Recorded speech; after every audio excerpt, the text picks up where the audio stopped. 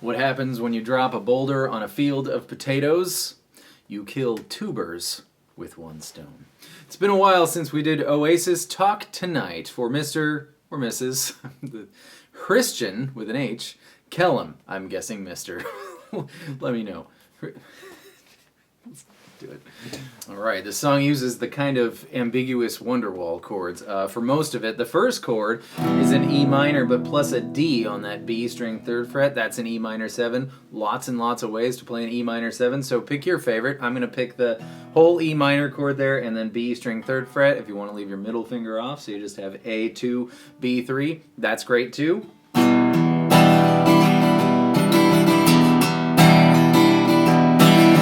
Neat thing is, from here, all you got to do is take your pointer finger off, and you have A7, right, open G string, suspended 4, A7 suspended 4. Then we're going to play a C, so from here, I'm just going to add my middle finger onto A3, and it's like a C add 9 with no high G in it. Didn't hear a high G anyways. Then to G. Then to our A7 suspended 4, and then back to C. Alright, one more time. E minor 7 for a long time, 2 measures. A7 suspended 4 for 2 measures. Then a C, whatever C you want. Then a G. Back to our A chord. Back to a C chord. Now the first time only somebody, there's 2 guitars, so one of the 2 guys plays a C7 chord for that first C, and there's a couple ways you could do that if you want. So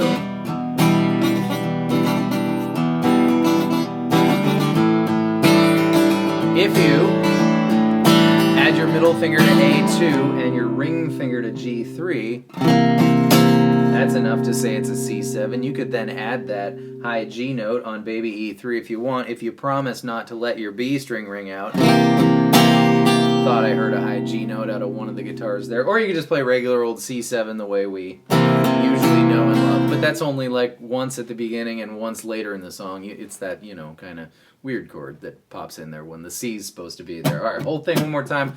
I'll play the C7 the first time and not the second time.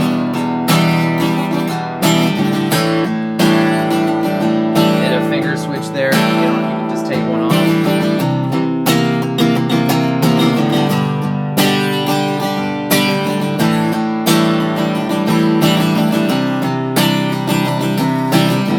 Of course, for all those C's, you can play the whole C add 9 with that high G note. You can play a regular C with a high G note. Here comes that.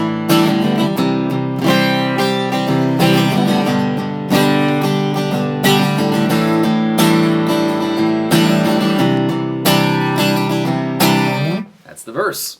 Ooh, ooh. On the first G when he starts singing, I heard a, which is a G suspended 4, and you do that by playing Tom Petty G, the way Tom Petty always played G, ring finger on E3, middle finger on A2, and pinky finger on baby E3 on that B string 1st fret. One of the guitars was playing the C add 9 without the high G, and one was playing with, or the regular with. So really any C you want to play is just great. High G, no high G, add 9, no add 9. Anyways, the chorus, so we're going to land on that C and hold it for longer, right?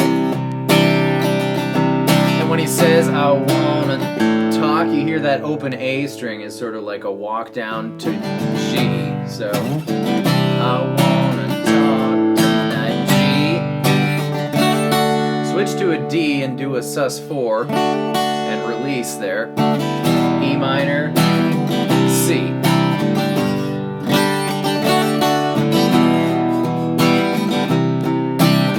G, D,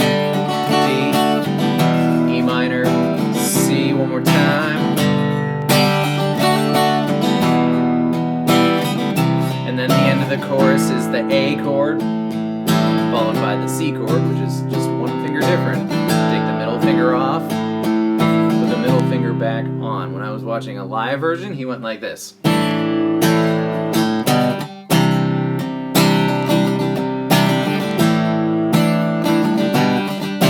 So that A string's walking up. A, B, C, just from your wacky A chord. Abandon the D string ship and put your pointer finger on A2 into your C add 9, or whatever C you want.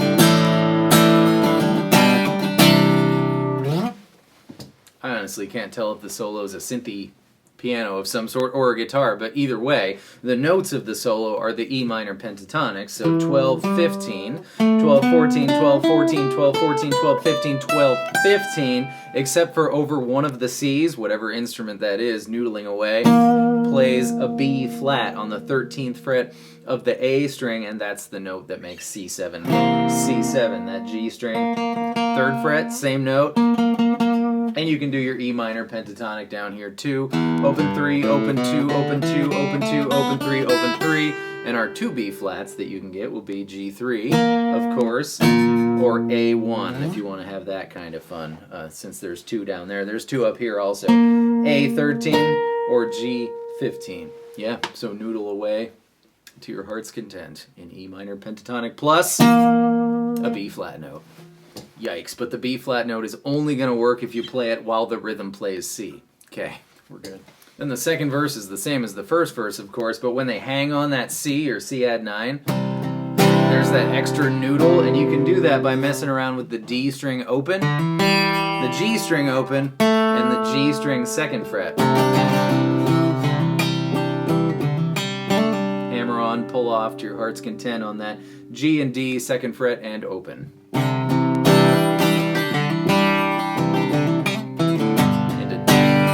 Into G. Oh, and silly me, the E minor, of course, in the chorus is going to be the E minor 7. E minor regular works totally well also.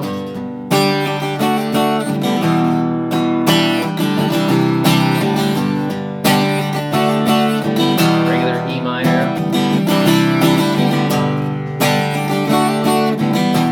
E minor 7.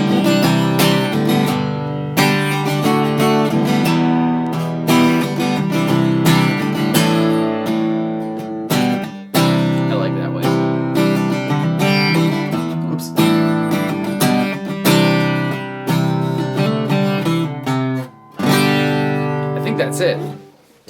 There's that one crazy measure in the repeat of the last chorus. So you've gone G, D, and you go E minor, D, C, back to D, and then you're going to go on your G string. Notice how I switched my fingers for this D in preparation to go 2,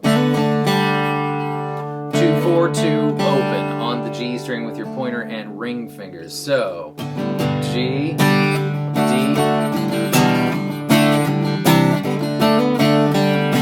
time again.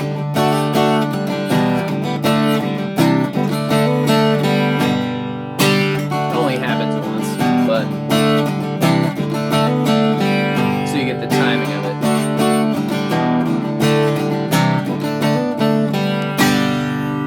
I think that's it. Yeah, that's it. Except the crazy measure does happen more times as the chorus repeats, and of course it ends with the end, not the G. Does do this on the record just at the end, but it ends on the E minor chord. So satisfying, not satisfying, non-resolution. Awesome request, Christian. Thank you all so much for being here. I hope that was helpful, and I'll see you next time with more stuff and more potato jokes. Goodbye.